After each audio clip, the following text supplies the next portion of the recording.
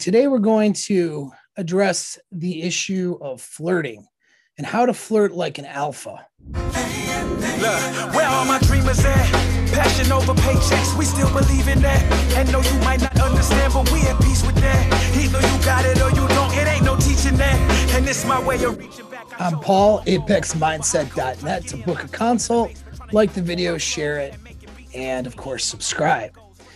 Now let's get into how to actually flirt or interact and be sexually attractive to a woman without coming across as weird, without coming across as goofy or beta, way to say it. I mean, it's like, I feel like a lot of guys do not know how to sexually escalate, how to interject that sexual undertone, and how to have that interaction with a woman without it being forced, because they just don't have any examples. It's not a lot for some of you guys to model. And so you'll hear about ideas, or maybe I've talked about a concept, or you've heard other people talk about how to calibrate yourself with women, and then you're interjecting that into your own ideas, and it's not coming across as it should. So it's good to have something to model and to see how to do that. And we can use movie clips to do that. So we're going to do that today. So I'm going to show a little scene from Jurassic World. I can't even remember much about the movie, but you know, I found a scene in a clip which is pretty good, where Chris Pratt is flirting with Bryce Dallas Howard, who he was, I believe, hooked up with. So you can see even on screen that there is some sexual tension there. But I want you to pay attention, even though, yes, they're actors, they're in character, but what are actors doing?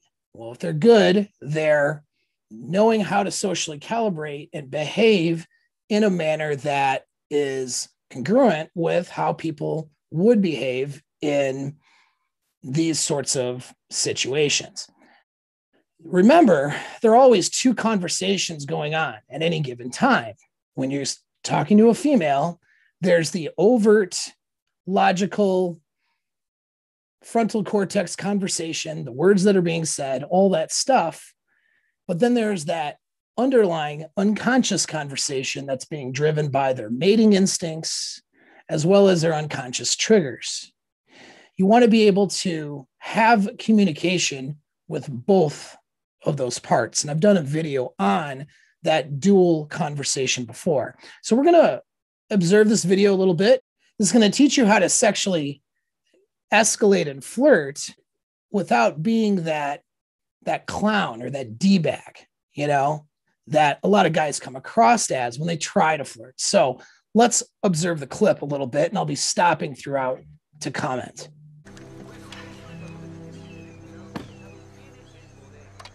What do they want now?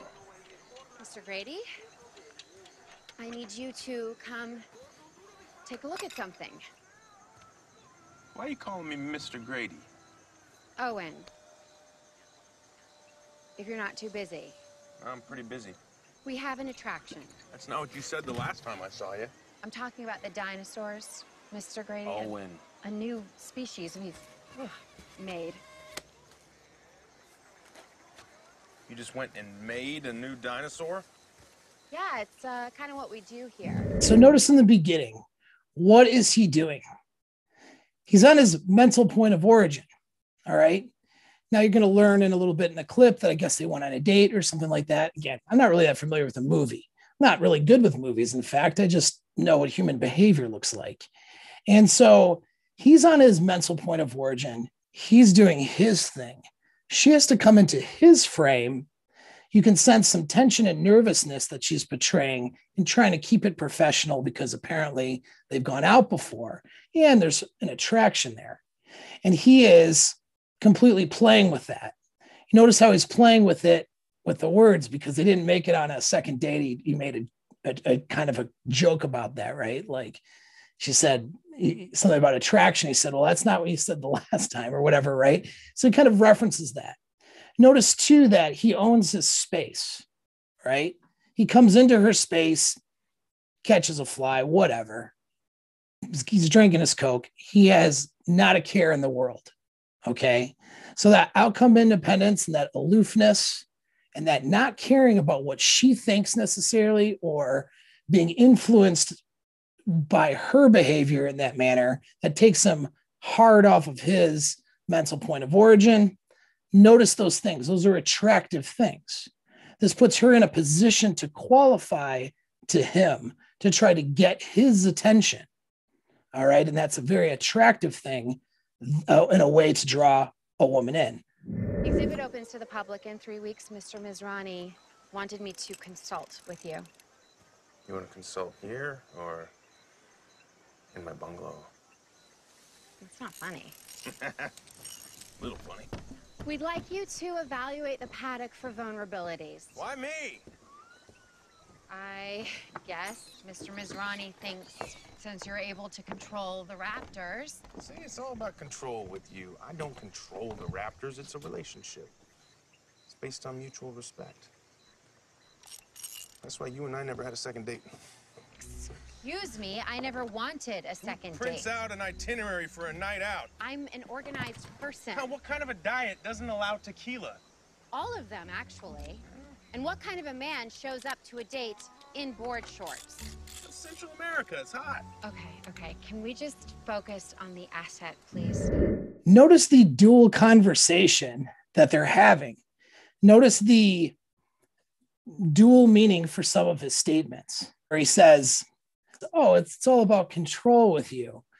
It's not control, it's a relationship, right?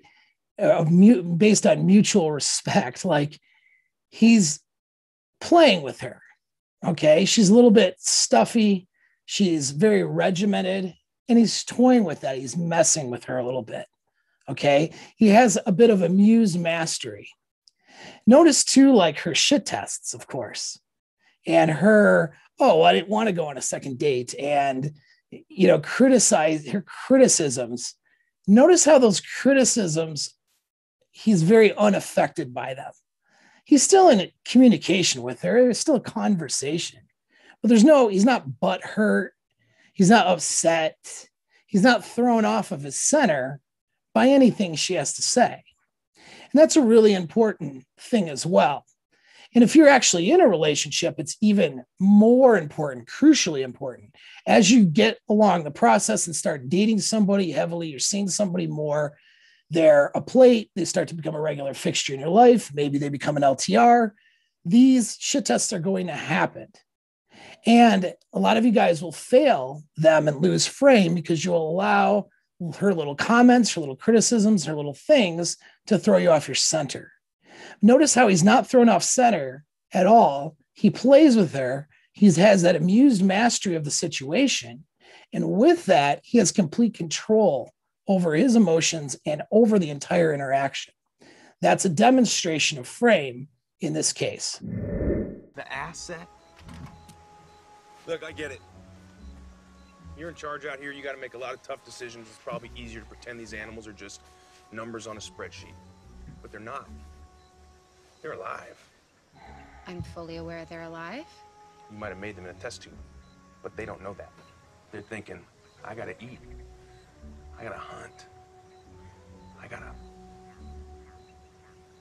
You can relate to at least one of those things, right? Even more obvious, right?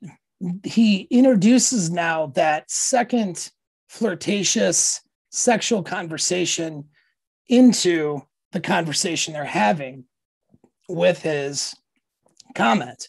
But of course, he doesn't say, you and I, and start making sexual comments to her or something like that, right? He's talking about these dinosaurs. They got to eat, they got to hunt, they got to, and then he's like, you can relate to one of those things, right? Again, amused mastery. Okay. He's introducing that flirtation. And you can see that she's kind of like, she's going for it. She's trying to act like she's annoyed or not amused. Remember, women can hold two ideas at once. So right now she might have that little bit of irritation, kind of a little bit of irritated annoyance with him, but she's also attracted, right? And as he makes these innuendos and he's completely unfazed by her and her behavior, that's what draws her right in. He has frame regardless of what she's doing. Also, too, notice that he's demonstrating an understanding and listening sort of for her position. Oh, I get it. This is how you think about this. But, and that's a frame shift. She has an idea. He recognizes and empathizes with that idea and with her frame, but then shifts and corrects and pulls her into a different idea. That's also another thing that you need to be executing when you're dealing with women, whether dating or something more serious. I'll be in the car. You might want to change your shirt. They're very sensitive to smell.